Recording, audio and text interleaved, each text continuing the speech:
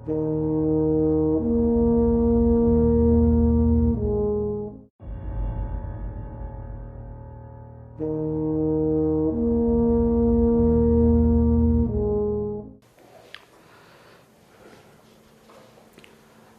दोस्तों, आज हम जो केमिस्ट्री का एक बहुत इम्पोर्टेंट पार्ट स्टार्ट करने वाले हैं, ऑर्गेनिक केमिस्ट्री, कार्बनिक रसायन। देखिए, कार्बनिक रसायन किसे कहते हैं अपन? रसायन विज्ञान की वह शाखा जिसके अंतर्गत अपन कार्बनिक यौगिकों का अध्ययन करते हैं, यानी हम ऑर्गेनिक कंपाउंड्स की स्टडी करेंगे। The branch which deals the study of organic compound is known as the organic chemistry. यानी कार्बनिक रसायन में हमें ऑर्गेनिक कंपाउंड्स की स्टडी करनी है, तो ऑर्गेनिक कंपाउंड्स किसे कहते हैं, कौन से कार्बनिक यौगिक होते हैं, तो इसके लिए अपन इसको सिस्टमेटिक देखते हैं। तो सबसे पहले अपन थोड़ी सा हिस्ट्री पर जाते हैं कि ऑर्गेनिक कंपाउंड्स जो हैं उनकी डिस्कवरी कैसे हुई। ठीक है, तो देखिए, एक साइंटिस्ट थे बर्जीलियस, 1815 के आसपास की ये बात है। और जो बर्जीलियस थे उस समय उन्होंने एक थ्योरी दे रखी थी, वाइटल फोर्स थ्योरी। ठीक है, इसे हम कहते हैं जैव शक्ति सिद्धांत। वाइटल फोर्स थ्योरी जो थी, इसके अकॉर्डिंग ये कहते थे कि ऑर्गेनिक जो कंपाउंड है, कार्बनिक जो यौगिक है, उनका संश्लेषण केवल और केवल किसी जीवित प्रजाति में ही संभव है। यानी मैं कह सकता हूं कि इस थ्योरी के according organic compound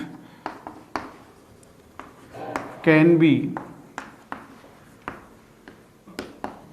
synthesized in only living organism। ठीक है, लिविंग ऑर्गेनिज्म का मतलब है कोई जैविक प्रजाति। जैविक प्रजाति यानी या तो कोई प्लांट हो या कोई एनिमल हो। यानी कार्बनिक यौगिकों का संश्लेषण इस वाइटल फोर्स थ्योरी के अकॉर्डिंग केवल और केवल किसी लिविंग ऑर्गेनिज्म में ही संभव है।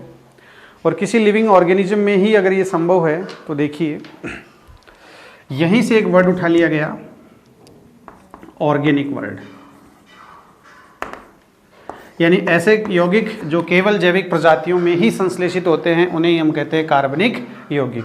ठीक है, तो यहीं से वर्ड उठा लिया गया, ऑर्गेनिक कंपाउंड्स या कार्बनिक यौगिक। ठीक है, तो बर्जीलियस की जो वाइटल फोर्स थ्योरी थी उस समय चल रही थी, लेकिन एक दूसरे साइंटिस्ट आए, वोलर, 1828 के आसपास। और जो वोलर थे, इन्होंने क्या किया, देखिए उस समय ये लेबोरेटरी में काम कर रहे थे और ये भी ऑर्गेनिक कंपाउंड का जो संश्लेषण है उसी से रिलेटेड में रिसर्च कर रहे थे। तो देखिए इन्होंने क्या किया कि अमोनियम सल्फेट जो था, इसकी रिएक्शन इन्होंने पोटेशियम साइनेट से करवाई, तो इनको एक कंपाउंड मिल गया अमोनियम साइनेट प्लस K2SO4। इसका नाम है अमोनियम साइनेट। फर्दर जो अमोनियम साइनेट था, इसको जब गर्म किया तो गर्म करने पर इसमें पुनर्विन्यास हो गया, रीअरेंजमेंट। पुनर्विन्यास के द्वारा एक नए कंपाउंड का संश्लेषण हुआ, जिसे हम यूरिया के नाम से जानते हैं, ठीक है। तो जो अमोनियम साइनेट कंपाउंड था, ये इनऑर्गेनिक था। ये क्या था? इनऑर्गेनिक था। और जो यूरिया कंपाउंड था वो था ऑर्गेनिक। ठीक है, तो urea was the first organic compound which was synthesized in laboratory.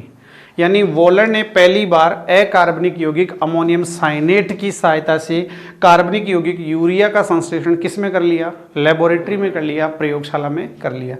जब इसको प्रायोगिक रूप से संश्लेषित कर लिया, ठीक है, तो देखिए इसका इफेक्ट क्या पड़ा। अब वाइटल फोर्स थ्योरी तो क्या कहती है कि ऑर्गेनिक कंपाउंड केवल किस में बनते हैं? किसी लिविंग ऑर्गेनिज्म में, यानी प्रयोगशाला में संश्लेषित नहीं हो सकते।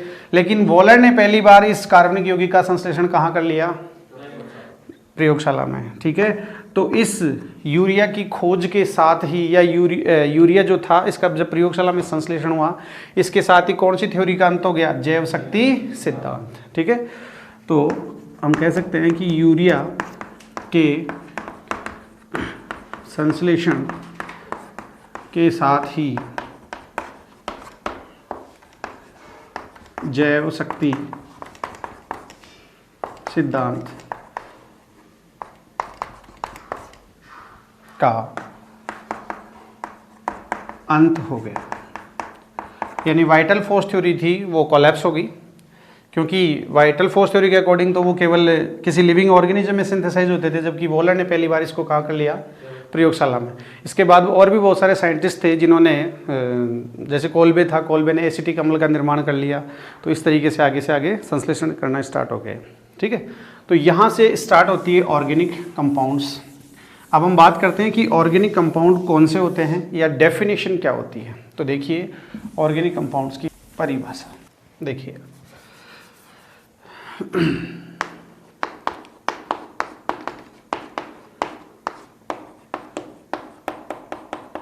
कार्बनिक यौगिक, ऑर्गेनिक कंपाउंड्स। सबसे पहले हम इनकी डेफिनेशन को समझते हैं कि इनकी परिभाषा क्या थी। तो जो मॉडर्न डेफिनेशन है कार्बनिक यौगिकों की, वो मॉडर्न डेफिनेशन ये है कि केवल हाइड्रोकार्बन तथा इसके व्युत्पन्न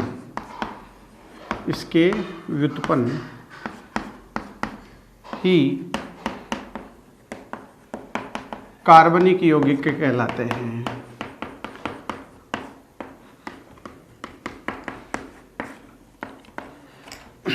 ठीक है, तो कॉन्सेप्ट ये है कि only hydrocarbon and it's derivatives, इसके जो व्युत्पन्न यौगिक हैं उन्हीं को हम कौन से यौगिक मानेंगे, कार्बनिक यौगिक।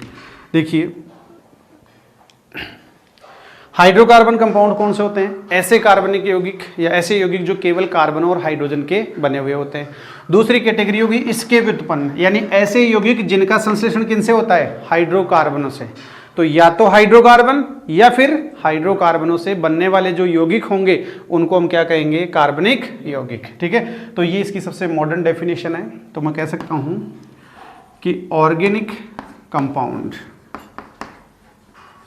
ठीक है, देखिए कितनी कैटेगरीज में हो गए, एक तो हो गए हाइड्रोकार्बन HC, और जो दूसरी कैटेगरी आ गई वो आ गई HC डेरिवेटिव्स, यानी हाइड्रोकार्बन व्युत्पन्न आ गए। ठीक है, अब देखिए हाइड्रोकार्बन खुद दो कैटेगरी में है, एक तो है सैचुरेटेड और दूसरे हैं अनसैचुरेटेड। ठीक है, सैचुरेटेड यानी संतृप्त, यानी जिनमें कार्बन कार्बन के बीच किस टाइप के बॉन्ड हो, सिंगल बॉन्ड हो। ठीक है, और इनको हम जनरली बोलते हैं एल्केन्स। क्या बोलना है, एल्केन। ठीक है, इसी तरह से असंतृप्त, तो असंतृप्त ऐसे हाइड्रोकार्बन हैं जिनमें कार्बन कार्बन के बीच या तो क्या हो, डबल बॉन्ड या फिर क्या हो, ट्रिपल बॉन्ड। ये दो कैटेगरी में आते हैं, एल्कीन्स एंड एल्काइंस। तो एल्कीन और जो एल्काइन है उनको हम असंतृप्त हाइड्रोकार्बन की कैटेगरी में करेंगे। अब बात आती है कि हाइड्रोकार्बन डेरिवेटिव्स, हाइड्रोकार्बन व्युत्पन्न यौगिक किससे बने होते हैं, हाइड्रोकार्बनों से। तो जो डेफिनेशन है वो ये है कि यदि हाइड्रोकार्बनों में किसी H का प्रतिस्थापन, हाइड्रोजन परमाणु का प्रतिस्थापन किसी अन्य परमाणु या समूह द्वारा हो जाता है तो ऐसे यौगिक क्या कहलाते हैं, हाइड्रोकार्बन व्युत्पन्न कहलाते हैं। जैसे इसके एग्जाम्पल, जैसे मान लीजिए कि आपने हाइड्रोकार्बन से H हटा दिया, तो जो रिमेनिंग पार्ट ऑफ हाइड्रोकार्बन होगा उसको मैं R से रिप्रेजेंट करूंगा H हटाने के बाद में। अब वहां पर मैंने जोड़ दिया OH, यानी कहने का मतलब ये हो गया कि कोई हाइड्रोकार्बन था और उसमें से मैंने H को रिप्लेस करके वहां क्या जोड़ दिया, OH जोड़ दिया। तो ऐसा जो कंपाउंड होगा इसको आप क्या कहोगे, एल्कोहल। और ये किससे बना, हाइड्रोकार्बनों से, इसलिए हम इसको कहेंगे हाइड्रोकार्बन डेरिवेटिव्स। इसी तरीके से जैसे मान लीजिए RX है, हैलोजन एटम डाल दिया मैंने, तो इसको अपन कहेंगे एल्काइल हैलाइड्स, तो ये भी इसका डेरिवेटिव हो गया। ठीक है, इसी तरीके से R, और मान लीजिए कि मैंने यहाँ पर CHO ग्रुप डाल दिया, तो ये हो गया एल्डिहाइड, एल्डिहाइड। इसी तरीके से RCOH ग्रुप यदि आ गया तो हम इन्हें कहेंगे कार्बोक्सिलिक एसिड्स। ठीक है। तो इस तरीके से अपन जैसे एमीन्स हैं, साइनाइड्स हैं, आइसोसाइनाइड्स हैं, जैसे RCN, तो हम इनको बोलेंगे साइनाइड्स। तो साइनाइड्स की कैटेगरी होगी। इसी तरीके से RNH2, ये एमीन्स की कैटेगरी होगी। तो हमारे पास ऑर्गेनिक कंपाउंड्स को हम दो कैटेगरी में क्लासिफाई कर सकते हैं, एक तो हाइड्रोकार्बन और दूसरा हो गया हाइड्रोकार्बन व्युत्पन्न हो गया। तो हम हाइड्रोकार्बन और हाइड्रोकार्बन व्युत्पन्नों को ही हम क्या मानेंगे, ऑर्गेनिक कंपाउंड में कैटेगराइज करेंगे, यानी ऑर्गेनिक कंपाउंड्स की डेफिनेशन हो गई। अब देखिए नेक्स्ट, देखिए हम थोड़ा सा एक स्पेशल पॉइंट कवर कर रहे हैं। कुछ मैं एग्जांपल्स लिख रहा हूँ, जैसे मैं बात करूँ CO2 carbon dioxide, CO carbon monoxide, Na2CO3 sodium carbonate, NaHCO3 sodium bicarbonate, potassium cyanate, calcium carbide, इस टाइप के जो कंपाउंड्स हैं, देखिए इन सभी में कार्बन प्रेजेंट है। तो जनरली हमारा कॉन्सेप्ट ये जाता है कि ऐसे कंपाउंड जिनमें कार्बन प्रेजेंट है हम क्या मान लेते हैं उनको, ऑर्गेनिक कंपाउंड। लेकिन ऑर्गेनिक कंपाउंड की जो हमने एक्चुअल डेफिनेशन पढ़ी है वो क्या पढ़ी कि या तो वो होना चाहिए हाइड्रोकार्बन, या फिर हाइड्रोकार्बन होगा क्या होना चाहिए, व्युत्पन्न, यानी only hydrocarbon and its derivative compounds are considered as organic compounds. तो ये न तो हाइड्रोकार्बन की कैटेगरी में है और ना ही हाइड्रोकार्बन व्युत्पन्न की कैटेगरी में, तो क्या हम इनको ऑर्गेनिक कंपाउंड्स की कैटेगरी में मानेंगे, नहीं। ठीक है। तो carbon dioxide, carbon monoxide, sodium carbonate, bicarbonate, potassium cyanide, calcium carbonate carbide आदि को कार्बनिक यौगिक नहीं माना जाता क्योंकि ये न तो हाइड्रोकार्बन है और न ही हाइड्रोकार्बन व्युत्पन्न है। ठीक है, व्युत्पन्न है, यानी किसी कंपाउंड के ऑर्गेनिक होने के लिए या तो वो हाइड्रोकार्बन होना चाहिए या फिर उसका व्युत्पन्न होना चाहिए, ये दोनों ही कैटेगरी में नहीं है। ठीक है। तो अपने को ये कॉन्सेप्ट थोड़ा सा ध्यान में रखना है कि इन कंपाउंड्स को हम ऑर्गेनिक कंपाउंड्स की कैटेगरी में कैटेगराइज नहीं करेंगे। ठीक है, ये हो गया। अब देखिए हम नेक्स्ट आगे जो टॉपिक है ऑर्गेनिक कंपाउंड्स की डेफिनेशन के बाद, देखिए जो ऑर्गेनिक कंपाउंड होगा उसमें मेनली हाइड्रोकार्बन तथा उसके व्युत्पन्न होंगे, यानी कुल मिला के बात है कार्बन की। कार्बन से बहुत ज़्यादा तरह के यौगिक बनते हैं क्योंकि कार्बन में एक गुण होता है श्रृंखलन, कैटेनेशन। कैटेनेशन का मतलब होता है कार्बन अन्य कार्बन परमाणुओं से जुड़कर एक लंबी श्रृंखला का निर्माण कर सकता है, बहुत ज़्यादा। इस वजह से इसके बहुत सारे कंपाउंड्स ज्ञात हैं। और यदि हम बात करें प्रकृति में, तो प्रकृति में जितने हमें कंपाउंड्स हमें आसपास में दिखाई दे रहे हैं उनमें लगभग 99% से ज़्यादा कंपाउंड जो होते हैं वो ऑर्गेनिक कंपाउंड्स में आते हैं। ठीक है।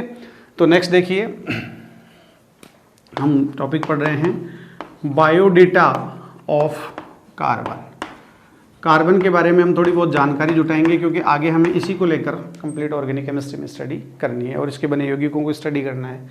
तो बायोडेटा ऑफ कार्बन। ठीक है, चलो सबसे पहले आप बताइए कि कार्बन जो है उसका सिंबल क्या है। हम इसे C से रिप्रेजेंट करते हैं। आप बताइए इसका परमाणु क्रमांक, एटॉमिक जो नंबर है वो क्या है, 6 है। हमें पता है कि Z बराबर P बराबर E, यानी किसी तत्व का जो परमाणु क्रमांक होता है उसमें उतना ही नाभिकीय आवेश होता है और उतने ही प्रोटॉन होते हैं और उतने ही इलेक्ट्रॉन्स होते हैं। ठीक है। तो मैं इसका अगर इलेक्ट्रॉनिक विन्यास लिखूं, अब मुझे पता है कि जितने परमाणु क्रमांक होगा उतने इसमें इलेक्ट्रॉन होंगे, तो इसका जो इलेक्ट्रॉनिक विन्यास होगा वो क्या होगा, 1s2 2s2 2p2। ठीक है, चलो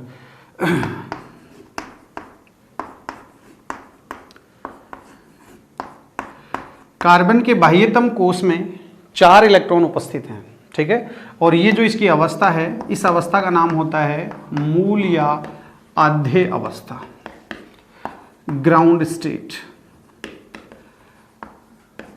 ठीक है। अब देखिए हमने एक नियम पढ़ा है केमिकल बॉन्डिंग में, अष्टक नियम, और अष्टक नियम ये कहता है कि कोई भी तत्व है अपने परमाणु के जो बाह्यतम कोश है उसमें कितने इलेक्ट्रॉनों का स्थायी विन्यास प्राप्त करने का प्रयास करता है, 8। 8 इलेक्ट्रॉन का स्थायी विन्यास प्राप्त करने के लिए कोई तत्व इलेक्ट्रॉन त्याग भी सकता है, ग्रहण भी कर सकता है और इलेक्ट्रॉनों का क्या कर सकता है, साझा। तो कार्बन को भी अगर स्टेबिलिटी प्राप्त करनी है तो वो अपने बाह्यतम कोश में कितने इलेक्ट्रॉन रखने का प्रयास करेगा, 8। यहां पर अभी बाह्यतम कोश में कितने इलेक्ट्रॉन है, 4।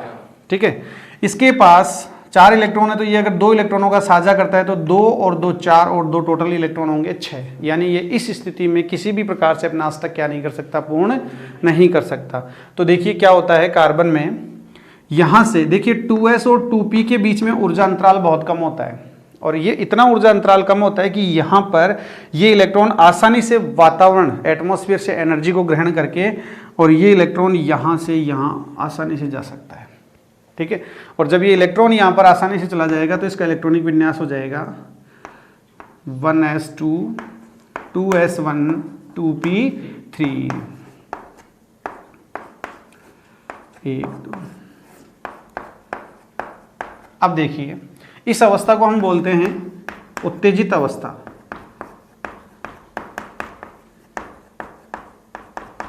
यानी एक्साइटेड स्टेट।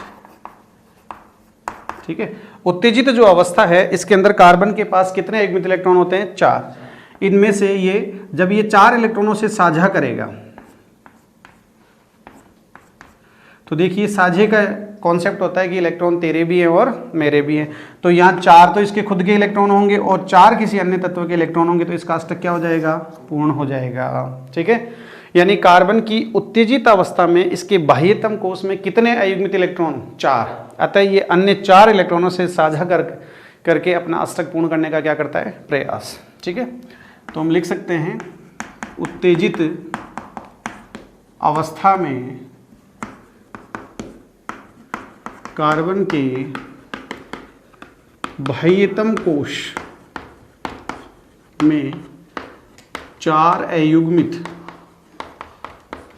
कितने अनपेयर्ड इलेक्ट्रॉन हो गए, 4 अयुग्मित इलेक्ट्रॉन उपस्थित होते हैं। अतः यह अन्य 4 इलेक्ट्रॉन से साझा। ठीक है, और जब आपको पता है इलेक्ट्रॉनों का साझा होगा तो कौन से बंध का निर्माण होगा, सहसंयोजी। साझा कर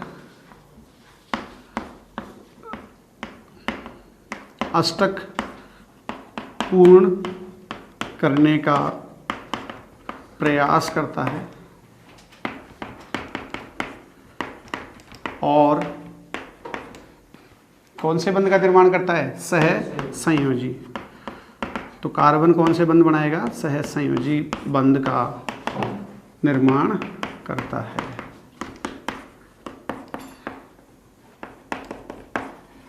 देखिए ये हो गया, तो यहां पर कोवेलेंट बॉन्ड बनाएगा ये।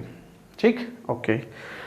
अब कार्बन अपना अष्टक पूर्ण करने के लिए जितने इलेक्ट्रॉनों का साझा करेगा उसको हम बोलेंगे सहसंयोजकता। तो कार्बन की जो सहसंयोजकता होती है ये कितनी होती है, 4।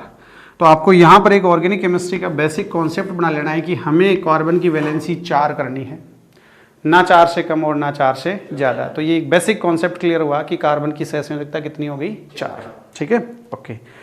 अब देखिए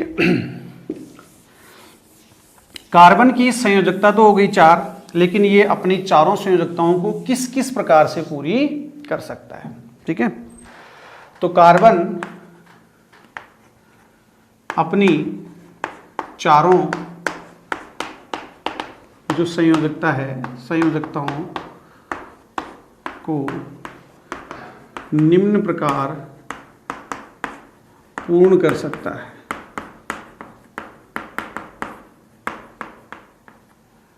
ठीक है, निम्न प्रकार पूर्ण कर सकता है। तो देखो क्या क्या कंडीशंस हैं। पहला है 4 एकल बंध, कॉन्सेप्ट हुआ 4 सिंगल बॉन्ड, यानी कार्बन से चारों ही कैसे बॉन्ड जुड़ सकते हैं, सिंगल बॉन्ड। ठीक है, ये हो गया, यानी कार्बन से चारों ही संयोजकताएं इस तरीके से सिंगल बॉन्ड के रूप में जुड़ सकती हैं। ये कार्बन की जो चारों एकल संयोजकताएं होती है ये किस रूप में विन्यासित होती है, चतुष्फलक के रूप में विन्यासित होती है। तो देखिए मैं लिख सकता हूँ कार्बन की चारों एकल संयोजकताएं चतुष्फलक टेट्राहेड्रॉन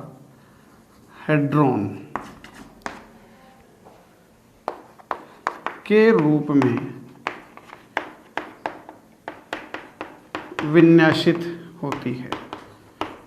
ठीक है, तो हमारे पास ये एक इंपॉर्टेंट कॉन्सेप्ट आ गया कि कार्बन की जो चारों वैलेंसी है ये एक चतुष्फलक के रूप में विन्यासित, ये जो चतुष्फलक के रूप में विन्यासित होती है, इस कॉन्सेप्ट को दिया था लीबेल तथा वॉन्ट हॉप नामक साइंटिस्ट ने।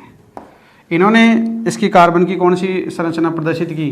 चतुष्फलकीय विन्यास, इसको रिप्रेजेंट किया। ठीक है, अब देखिए जो चतुष्फलक होता है वो किस तरीके से होता है।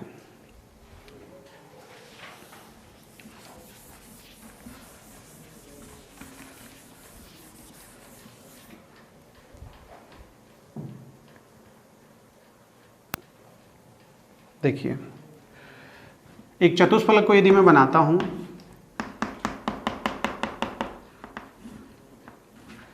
तो कुछ इस तरीके का रिप्रेजेंटेशन सामने आता है, इस तरीके से। ठीक है, हम इस तरीके से चतुष्फलक को रिप्रेजेंट कर सकते हैं। जो नॉर्मल लाइंस है, ठीक है, ये नॉर्मल लाइन है और जो नॉर्मल लाइन होती है ये प्लेन, यानी इस बोर्ड का जो या कागज का जो तल है इसी में विन्यासित होती है। इसी प्रकार से ये वाली भी विन्यासित होगी। ये वाली जो लाइन है इसको मैं बोलता हूँ वेज लाइन, वेज लाइन। और ये जो वेज लाइन होती है, जो थिक लाइन होती है, ये होती है टूवर्ड्स व्यूअर, यानी देखने वाले की ओर विन्यासित होती है। हम ये कह सकते हैं कि ये जो वैलेंसी है यहाँ पर, ये इस बोर्ड के तल से एकदम हमारी ओर बाहर आती हुई है। ठीक है, और इसी प्रकार से ये जो लाइन है इसको हम बोलते हैं डैश लाइन, डैश लाइन। और ये जो डैश लाइन होती है ये अवे फ्रॉम व्यूअर, देखने वाले से दूर। यदि हम यहाँ से सामने से देख रहे हैं तो ये बोर्ड के तल से किधर होगी? पीछे की ओर विन्यासित होंगी। ठीक है, तो इसको मैं लिख सकता हूँ बिलो द प्लेन। ठीक है, ये तल से क्या होती है? ऊपर होती है। ठीक है, चलो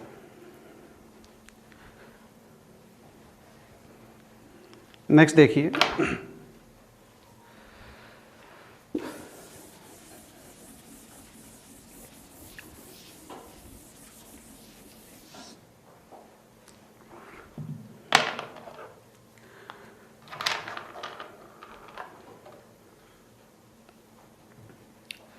देखिए, अगर जो लीबेल और वान टॉप के अनुसार जो कार्बन की जो चारों संयोजकताएं हैं, इन चारों संयोजकताओं को हम एक चतुष्फलक के रूप में इस प्रकार से विन्यासित कर सकते हैं। यहाँ पर अगर देखा जाए तो ये जो दो वैलेंसी है ये कार्बन के इस बोर्ड के जो तल है या हमारी जो कॉपी का तल होता है इसके अंदर होती है। ये जो बोर्ड से तल से ऊपर की तरफ दिखती है ये वेज लाइन के द्वारा रिप्रेजेंट की जाती है। ठीक है, तथा एक जो होती है ये पीछे की ओर रिप्रेजेंट की जाती है। अब देखिए, जो चतुष्फलक होता है, ठीक है, इस चतुष्फलक में कितने फलक? चार फलक होते हैं। ठीक है, टेट्राहेड्रॉन। देखिए, टेट्रा का मतलब होता है 4, और हेड्रॉन का मतलब होता है ट्राइगोनल प्लेन, त्रिकोणीय तल। अब देखिए ट्राइगोनल प्लेन कैसे बनेगा। यदि कार्बन की चारों संयुक्ताओं में मैं इसको यहाँ पर ऐड करता हूँ, इन तीनों को अगर हम जोड़ते हैं तो एक ट्राइगोनल प्लेन बन रहा है। एक इन तीनों को यदि हम जोड़ते हैं तो यहाँ से इधर से एक ट्राइगोनल प्लेन बन रहा है। यदि मैं इन तीनों को जोड़ता हूँ तो यहाँ से एक ट्राइगोनल प्लेन बन रहा है। और यदि इन तीनों को नीचे से जोड़ते हैं तो भी ट्राइगोनल प्लेन। यानी एक टेट्राहेड्रॉन, हेड्रॉन का मतलब होता है ट्राइगोनल प्लेन, कोई त्रिकोणीय तल। ठीक है, तो एक चतुष्फलक के अंदर कितने फलक होते हैं? 4, 1, 2, 3 और एक नीचे की ओर से कितने फलक, 4 फलक। ठीक है, ओके, ये हो गया। यहीं पर अगर मैं बात करूं चतुष्फलक के अंदर संकरण कौन सा होता है, sp3 संकरण होता है, sp3 हाइब्रिडाइजेशन होता है। एक s और 3 p कक्षक मिलकर 4 नए sp3 संकरित कक्षक बनाते हैं जो चतुष्फलक के रूप में क्या होते हैं, विन्यासित होते हैं। ठीक है, अगर मैं यहाँ पर बात करूँ बंद कोण की या बॉन्ड एंगल की, तो बॉन्ड एंगल जो होगा इनके बीच में होगा वो 109 डिग्री 28 मिनट का होगा। ठीक है, तो बॉन्ड एंगल का मान हो जाएगा 109 डिग्री 28 मिनट।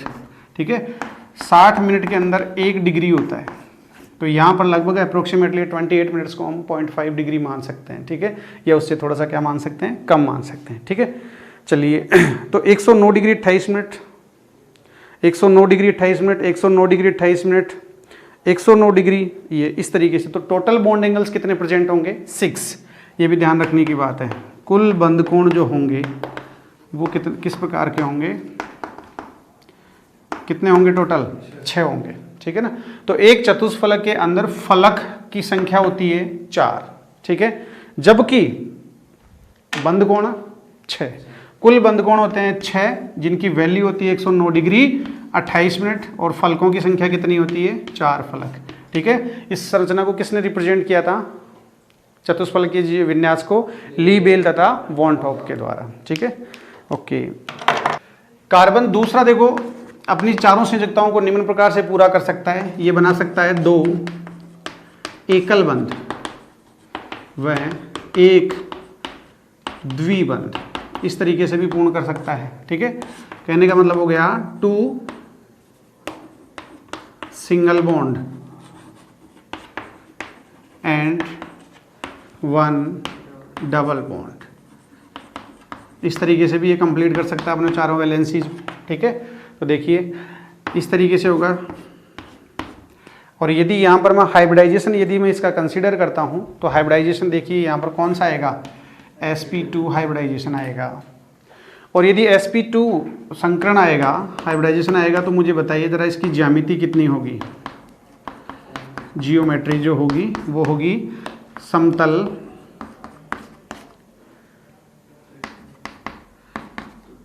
त्रिभुजाकार या त्रिकोणीय। ठीक है, ट्राइगोनल प्लेनर, ये इसकी ज्योमेट्री होंगी। ठीक है, और यहाँ पर अगर मैं बात करूँ बंद कोण जो होगा वो कितना होगा, बंद कोण जो होगा वो कितना होगा, 120 डिग्री का होगा। यानी मैं कह सकता हूँ कि इसके बीच में भी जो बॉन्ड एंगल है अप्रोक्सीमेटली 120 डिग्री, यहाँ पर जो बॉन्ड एंगल आएगा ये भी 120 डिग्री का, और यहाँ जो बॉन्ड एंगल आएगा ये भी 120 डिग्री का। ठीक है, तो कार्बन इस तरीके से 2 सिंगल बॉन्ड और 1 डबल बॉन्ड के द्वारा भी अपनी चारों वैलेंसी को कंप्लीट कर सकता है। तीसरा देखिए इसके पास क्या मेथड है, ये ऐसा कर सकता है 2 द्विबंध, यानी दोनों 2 डबल बॉन्ड्स, दोनों ही ये डबल बॉन्ड भी बना सकता है।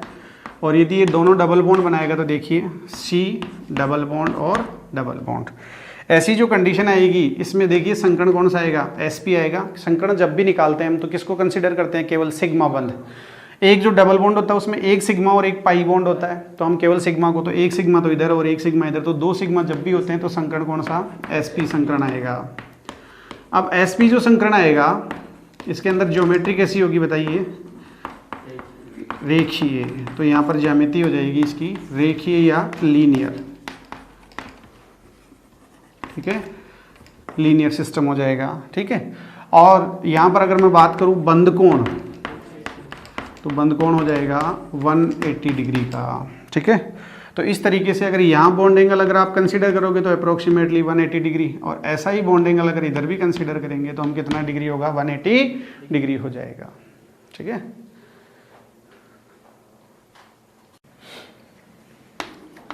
नेक्स्ट जो चौथी कंडीशन है, चौथी कंडीशन में हो सकता है 1 एकल बंध व 1 त्रिबंध। ठीक है, 1 single bond and 1 triple bond.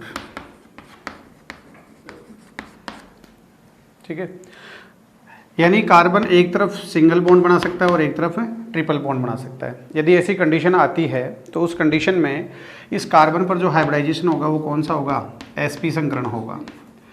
और sp संकरण होगा तो ज्यामिति किस तरह की होगी, ज्योमेट्री जो होगी वो होगी रेखीय, ठीक है। और जो बंध कोण होगा वो होगा 180 डिग्री, 180 डिग्री। तो इस कंडीशन में यहाँ पर ये जो बॉन्ड एंगल होगा ये 180 डिग्री का हो जाएगा और यहाँ पर भी जो आएगा बॉन्ड एंगल 180 डिग्री का हो जाएगा, ठीक है। तो इस तरीके से हमने 4 मेथड पढ़े, यानी कार्बन चारों सिंगल बॉन्ड बना सकता है चतुष्फलक के रूप में। कार्बन ऐसा भी कर सकता है कि 2 सिंगल बॉन्ड और एक डबल बॉन्ड रखे। ऐसी कंडीशन भी बन सकती है कि कार्बन से दोनों ही डबल बॉन्ड बन जाए, और ऐसी कंडीशन भी हो सकती है कि कार्बन से एक तरफ सिंगल बॉन्ड और एक तरफ। तो यानी कार्बन इन 4 तरीकों के द्वारा अपनी चारों संयोजकताओं को क्या कर सकता है, पूर्ण कर सकता है, ठीक है। अब देखिए कार्बन कार्बन के मध्य जो बॉन्ड बनेगा, कार्बन कार्बन के मध्य बंध के प्रकार, किस किस टाइप का कार्बन कार्बन के बीच में जो बॉन्ड है वो बन सकता है, ठीक है।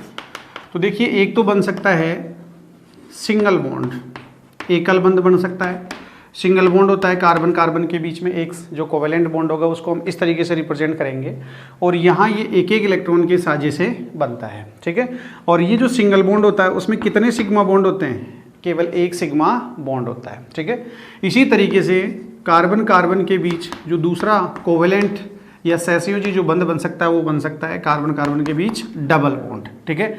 जो डबल बॉन्ड बनता है ये दोनों कार्बन परमाणुओं के 2-2 इलेक्ट्रॉन के साझे से बनता है, और ये जो बॉन्ड होता है उसमें एक सिग्मा और एक पाई बंध का निर्माण। इसी तरीके से कार्बन कार्बन के बीच में ट्रिपल बॉन्ड, त्रिबंध। ट्रिपल बॉन्ड जो होता है कार्बन कार्बन के बीच ट्रिपल बॉन्ड, जो ट्रिपल बॉन्ड यानी 3-3 इलेक्ट्रॉनों के साझे से बनता है, और यहाँ पर एक सिग्मा और कितने पाई बंध, 2 पाई बंध बनेंगे। तो इस तरीके से कार्बन कार्बन के मध्य 3 प्रकार के बॉन्ड संभव हैं, सिंगल बॉन्ड, डबल बॉन्ड और ट्रिपल बॉन्ड, ठीक है। कार्बन कार्बन के बीच में कभी भी एक साथ 4 बंध का निर्माण संभव नहीं है। क्यों? क्योंकि सहज संयोजी बंध जो होते हैं ये अतिव्यापन के कारण बनते हैं। जो संकृत कक्षक होते हैं उनमें अतिव्यापन के अधिकतम जो अक्ष होती है, कोऑर्डिनेट जो होते हैं, निर्देशांक होते हैं, वो 3 होते हैं, एक्स एक्सिस, वाई एक्सिस और जेड।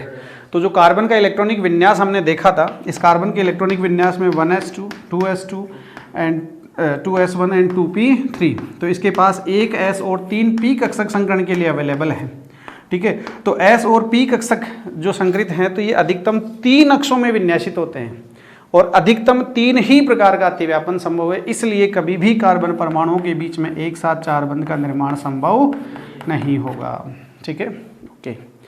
अब जरा हम थोड़ा सा बेसिक आइडिया ले लेते हैं। हमने केमिकल बॉन्डिंग जो टॉपिक था उसमें जो कोवेलेंट बॉन्ड है उसमें ओवरलैपिंग और संकरण में हमने कॉन्सेप्ट पढ़ रखा है, लेकिन हम थोड़ा सा बेसिक लेंगे कि जो सिग्मा बंध होता है या सिग्मा जो बॉन्ड होता है वो किस तरीके से बनता है, ठीक है।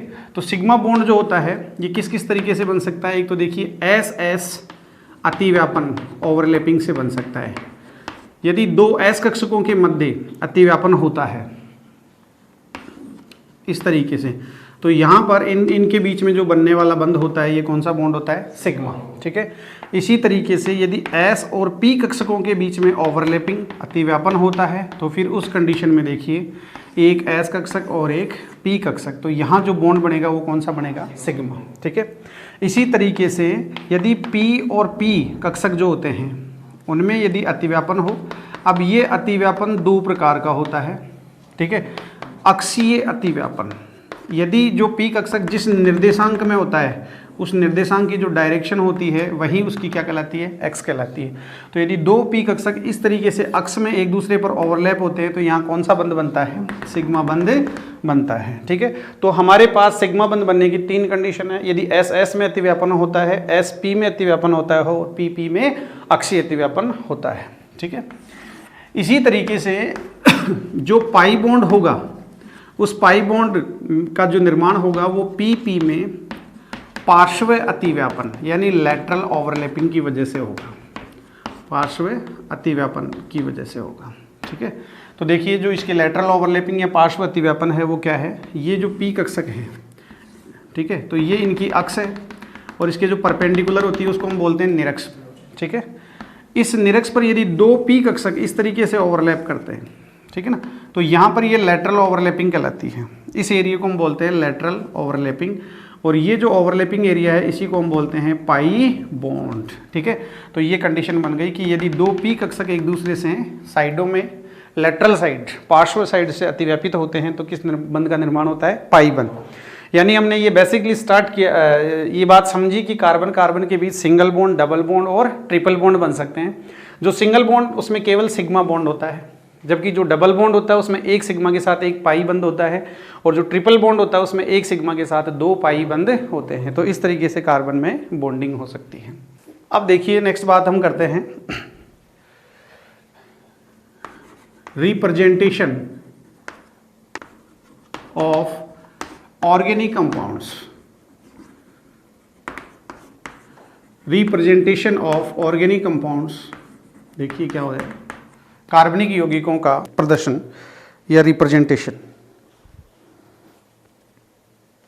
यानी हम ऑर्गेनिक कंपाउंड जो है उनको किस किस टाइप से रिप्रेजेंट कर सकते हैं। तो हमारे पास कुछ मेथड्स हैं, उन मेथड्स को हम स्टडी करने वाले हैं। हम किसी भी ऑर्गेनिक कंपाउंड को उसके आणविक सूत्र के रूप में रिप्रेजेंट कर सकते हैं, यानी मॉलिक्यूलर फॉर्मूला।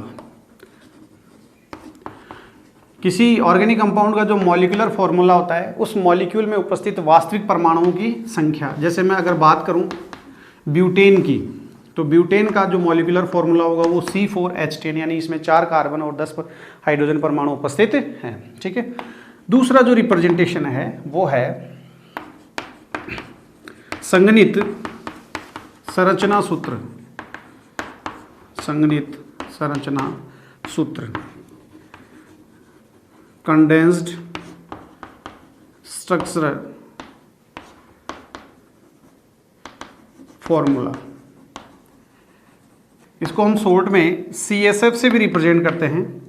जो CSF फॉर्मूला होता है उसमें केवल कार्बन कार्बन के बंध को रिप्रेजेंट किया जाता है, उसके अलावा अन्य जो परमाणु होते हैं उनको एक साथ लिख दिया जाता है। जैसे यदि हम ब्यूटेन की स्ट्रक्चर को रिप्रेजेंट करेंगे तो CH3 CH2 CH2, यहाँ हम केवल कार्बन कार्बन के बीच में जो बॉन्ड है उन्हीं को रिप्रेजेंट करते हैं, ठीक है।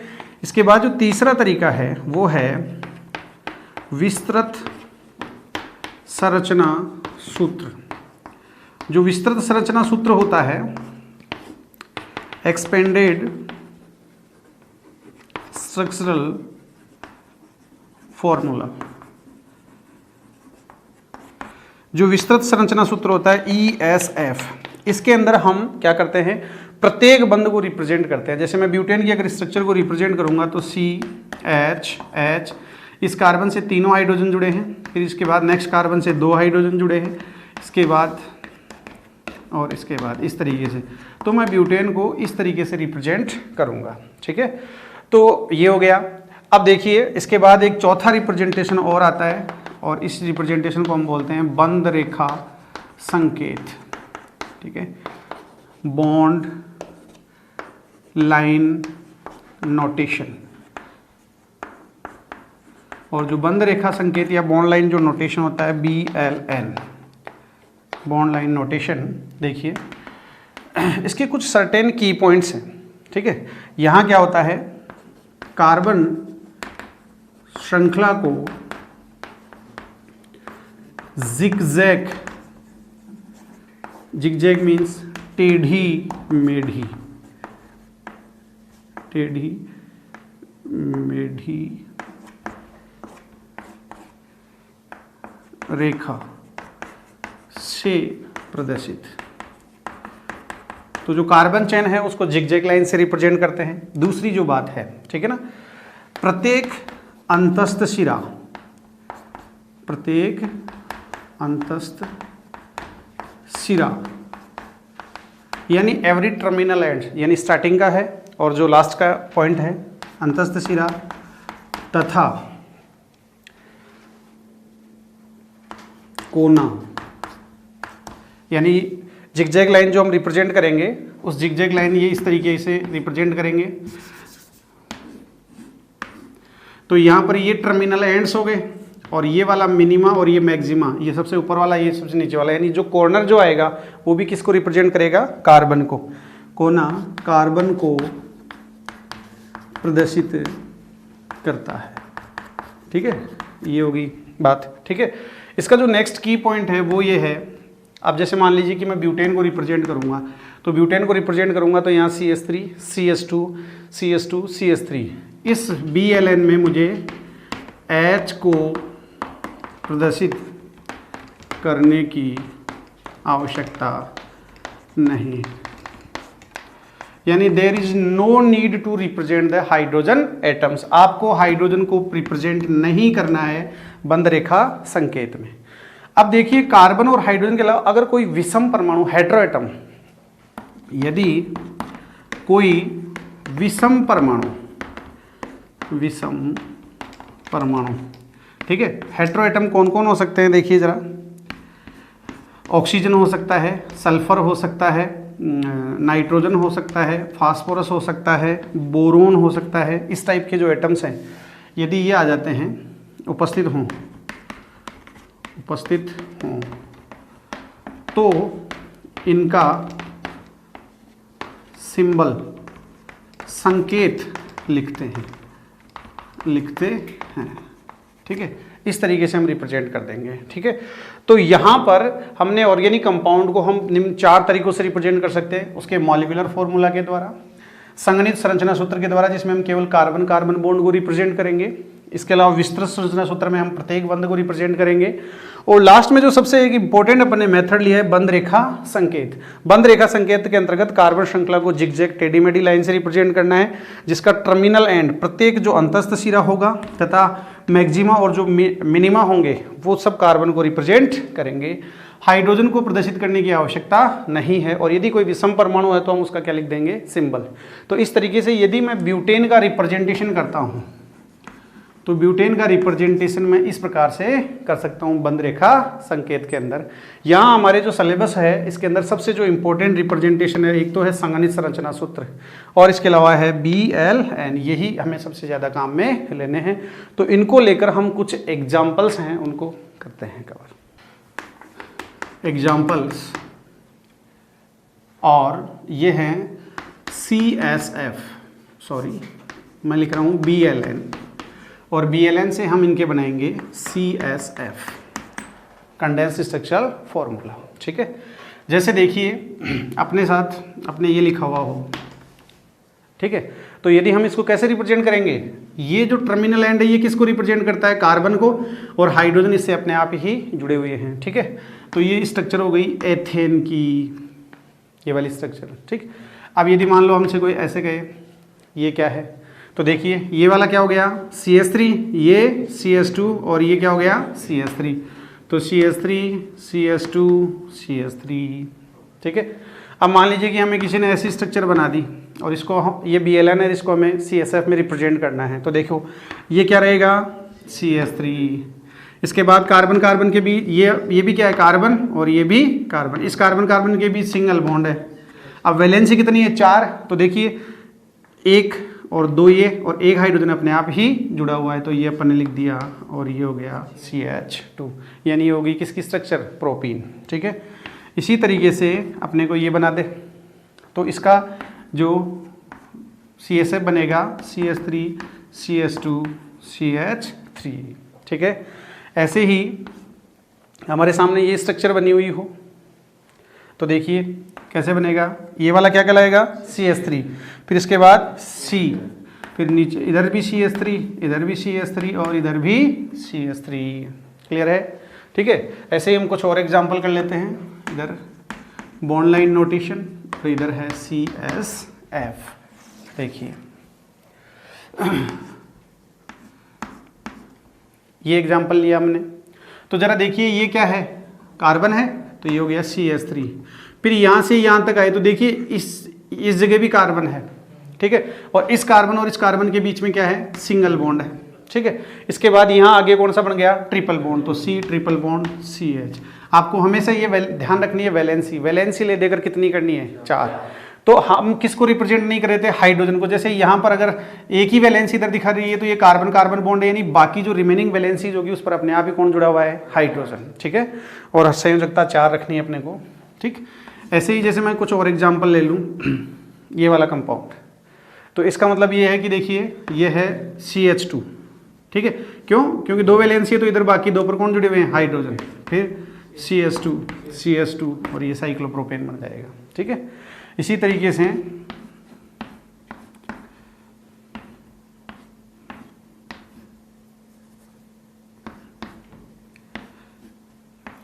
मान लीजिए इस टाइप का कंपाउंड मिल जाए हमें, ठीक है। तो ज़रा देखिए ये वाला क्या होगा, CH3, फिर CH, फिर CH, इधर CH3, फिर इधर CH, फिर C, फिर इधर CH3, इधर CH3, इधर CH, CH3, इधर CH, और यहाँ पर भी हो जाएगा CH3 और CH3। इस तरीके से हम किसी भी बॉन्ड लाइन नोटेशन जो है उसको CSF में रिप्रेजेंट कर सकते हैं। और यदि हमें CSF संगणित संरचना सूत्र भी लिखा हुआ मिल जाए तो हम उसको इजी गोइंग में बॉन्ड लाइन नोटेशन में क्या कर सकते हैं, रिप्रेजेंट कर सकते हैं, ठीक है। ये हो गया।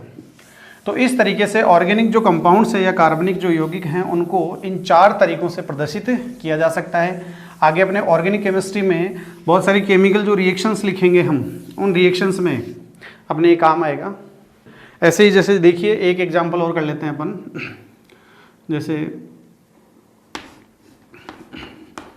ये वाला है, तो इसका मतलब ये हो गया, ये CH3, ये C, और ये CH3, और ये OH, और यहाँ कौन जुड़ा है, OH।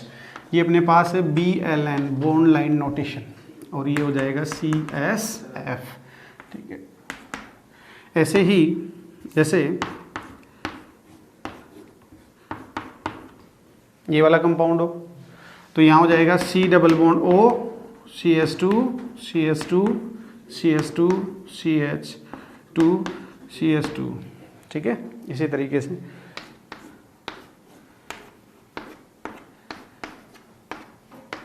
जैसे मान लीजिए ये कंपाउंड है तो यहाँ पर हो जाएगा Cl, फिर इधर CH, यहाँ डबल बॉन्ड आ जाएगा, फिर सिंगल बॉन्ड, फिर CH, फिर डबल बॉन्ड, फिर CH, और इस तरीके से हम BLN और इनको रिलेट कर सकते हैं। नेक्स्ट अगली हम बात करते हैं degree of carbon. Degree of carbon, देखिए अभी तक हमने बेसिक कॉन्सेप्ट ये पढ़ लिया है कि जो कार्बन है इसकी संयोजकता कितनी है, 4। इस कार्बन की 4 संयोजकता है तो उनसे हम देखिए इनकी डिग्री को कैसे डिसाइड कर सकते हैं। पहला जो प्रकार है वो होता है प्राइमरी, यानी 1 डिग्री कार्बन। 1 डिग्री कार्बन देखिए कौन होता है, कार्बन की 4 संयोजकताएं होती है और यदि चारों संयोजकताओं में किसी एक संयोजकता पर यदि कार्बन जुड़ा हो, एक संयोजकता पर कार्बन, तो कार्बन की चारों संयोजकता में यदि एक संयोजकता वैलेंसी पर सीधा अन्य कार्बन परमाणु जुड़ा हो, ठीक है, तो ये हमेशा क्या कहलाएगा, 1 डिग्री। देखिए कार्बन की कितनी संयोजकताएं थी, चारों। इन चारों में से किसी एक ही वैलेंसी पर कोई अन्य कार्बन परमाणु जुड़ा होना चाहिए, ठीक है, ओके। दूसरी हम बात कर लेते हैं सेकेंडरी, यानी द्वितीयक। सेकेंडरी को हम कहेंगे 2 डिग्री कार्बन, और उसका सेम ऐसा कैसा ही कॉन्सेप्ट, कार्बन की जो चारों संयोजकताएं होती है उनमें कितनी संयोजकता, 2 संयोजकता पर अन्य कार्बन परमाणु जुड़े हों। तो यदि 2 से 1 के बजाय कितनी संयोजकताओं पर जुड़े हों, 2। यदि 1 पर जुड़ा हो तो प्राथमिक, और यदि 2 संयोजकताओं पर जुड़ा हो तो द्वितीयक। तीसरा है टर्शरी, 3 डिग्री कार्बन एटम। देखिए 3 डिग्री जो कार्बन एटम होगा उसमें कितनी संयोजकता पर जुड़ा होगा, 3 संयोजकताओं पर जो है वो अन्य कार्बन परमाणु जुड़े होंगे। ठीक है। और चौथा देखिए क्वाटरनरी यानी 4 डिग्री कार्बन एटम। इसका मतलब ये हो गया कि कार्बन की जो चारों संयोजकताएं हैं उन पर क्या जुड़े हों, अन्य कार्बन परमाणु जुड़े हों। तो फिर इस कंडीशन को अपन बोलेंगे। ठीक है, ओके। चलिए जरा एग्जांपल कर लेते हैं हम। यदि कार्बन की 4 संयोजकताएं हैं और इन चारों संयोजकताओं में से इस कार्बन की केवल एक वैलेंसी पर कोई कार्बन जुड़ा है, तो यहाँ मैं इस कार्बन की जो वैलेंसी होगी, टाइप होगी, उसको कौन सी डिग्री डिसाइड करूँगा, 1 डिग्री या प्राथमिक कार्बन। ऐसे ही जो कार्बन की 4 वैलेंसी है और इन चारों वैलेंसी में यदि इस कार्बन पर 2 वैलेंसी पर अगर अनदर कार्बन एटम जुड़े हैं तो मैं इसको 2 डिग्री। ठीक है। इसी तरीके से कार्बन जो है उसकी कितनी संयोजकता, 4 संयोजकता में से 3 संयोजकता पर अगर कार्बन जुड़े हुए हों, ठीक है, तो फिर हम उसे कहेंगे 3 डिग्री। और यदि इस कार्बन की चारों ही संयोजकताओं पर कार्बन एटम जुड़े हुए हों तो यहाँ मैं इसको कैटेगरी कर दूंगा क्वाटरनरी या चतुष्क कार्बन परमाणु। ठीक है। तो इस तरीके से डिग्री के आधार पर कार्बन परमाणु कितने प्रकार के हो गए, 4। यहाँ एक स्पेशल और है मेथेन। देखिए मेथेन में कार्बन परमाणु से अन्य कोई कार्बन परमाणु नहीं जुड़ा हुआ है, तो इस कंडीशन में हम इसको बोलते हैं सुपर प्राइमरी कार्बन। ठीक है।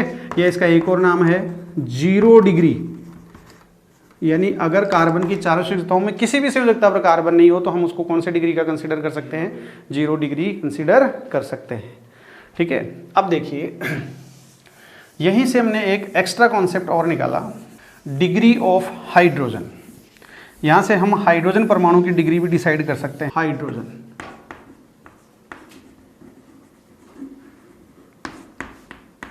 ठीक है। देखिए डिग्री ऑफ हाइड्रोजन क्या है। पहला होता है प्राइमरी यानी प्राथमिक हाइड्रोजन। ठीक है।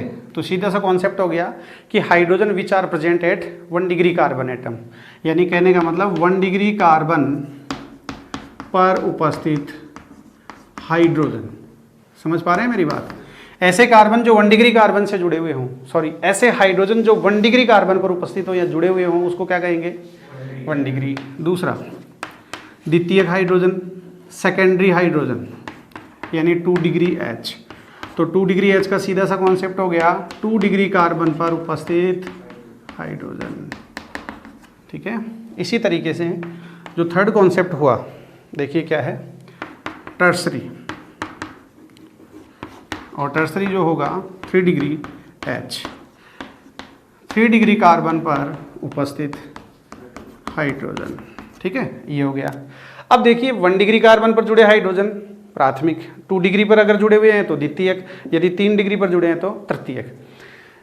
क्वाटरनरी या जो चतुष्क कार्बन होता है उस पर हाइड्रोजन जुड़ नहीं सकते क्योंकि उसकी चारों ही संयोजकताओं पर कौन जुड़े होगा, कार्बन जुड़ा होगा। ठीक है।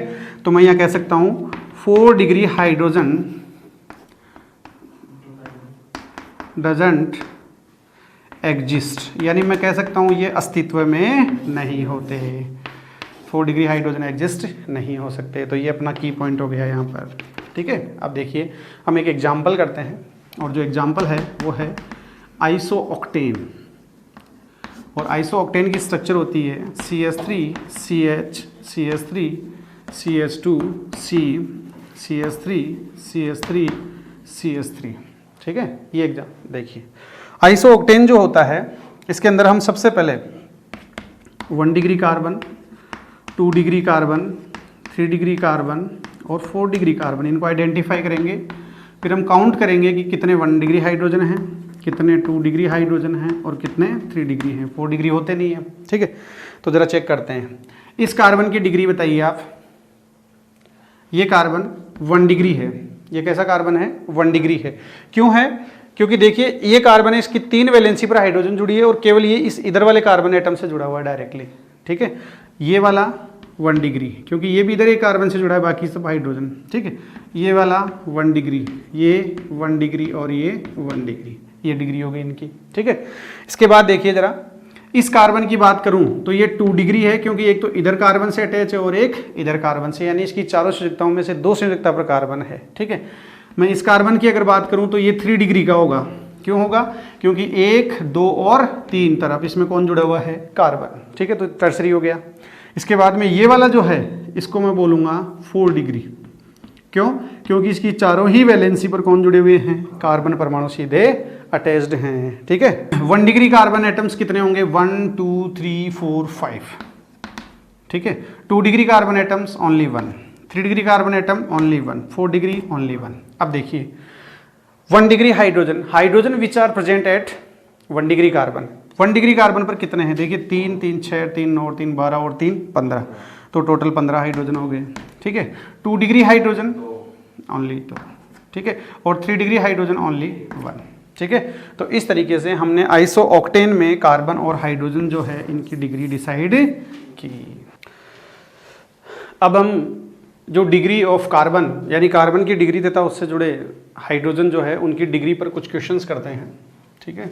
तो यहाँ तो हम लेंगे एग्जाम्पल्स, कितने उसमें 1 डिग्री कार्बन हैं, कितने 2 डिग्री हैं, कितने 3 डिग्री हैं, कितने 4 डिग्री हैं, कितने 1 डिग्री हैं, कितने 2 डिग्री हाइड्रोजन हैं और कितने 3 डिग्री हाइड्रोजन हैं। हम इनकी काउंटिंग लिखेंगे, ठीक है। तो देखिए फर्स्ट एग्जांपल है ये वाला। अब मुझे बताइए ज़रा, ठीक है,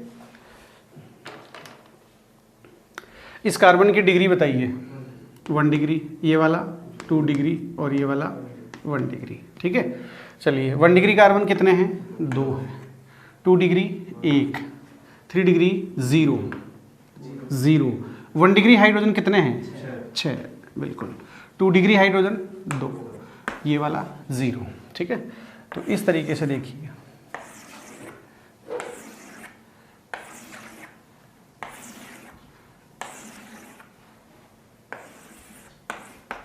इस तरीके से देखिए। नेक्स्ट देखो, ये एग्जाम्पल करते हैं, ठीक है। तो यहाँ ये एग्जाम्पल है, तो इसमें बताइए इसकी डिग्री 1, ये 1, ये 3, देखिए 3 वैलेंसी पर जुड़ा है कार्बन, ठीक है। और ये वाला 3 डिग्री, ये 1 डिग्री और ये 1 डिग्री, ठीक है। चलो 1 डिग्री कितने हुए? 4, 2 डिग्री 0, 3 डिग्री 2, 4 डिग्री है नहीं, ठीक है। नेक्स्ट 1 डिग्री हाइड्रोजन 12 है, क्योंकि देखो 1 पर 3 होते हैं, 3 CH3 CH3, तो 3 3 6 3 9 और 3 12 है, ठीक है। और देखो 2 डिग्री है ही नहीं, 3 डिग्री 2, ठीक है। मैं आपको बता देता हूँ, 1 डिग्री जो हाइड्रोजन होते हैं ना वो उस कार्बन के 3 गुने होते हैं। 2 डिग्री हाइड्रोजन जो होते हैं 2 डिग्री वाले वो दुगने होते हैं, ठीक है। और जो 3 डिग्री होते हैं ना वो उनके बराबर ही होते हैं, ठीक है। तो ये हो गया 3 डिग्री हाइड्रोजन, सॉरी 2 डिग्री तो 0 है, 3 डिग्री 2 हो जाएंगे, ठीक है। ये हो गया। नेक्स्ट देखिए एक एग्जांपल और करते हैं अपन, ये वाला, ठीक, ओके। अब ज़रा देखो इसमें, ये 1 डिग्री, ये 1 डिग्री, ये 1 डिग्री, ये 1 डिग्री और ये वाला 4 डिग्री है, ठीक है। तो 1 डिग्री कितने हो गए? 4, 2 डिग्री 0, 3 डिग्री 0, 4 डिग्री 1, हाइड्रोजन 12 है, 0 0, 4 डिग्री हाइड्रोजन होता ही नहीं है, ठीक है। इसी तरीके से हम एक एग्जांपल और ले लेते हैं।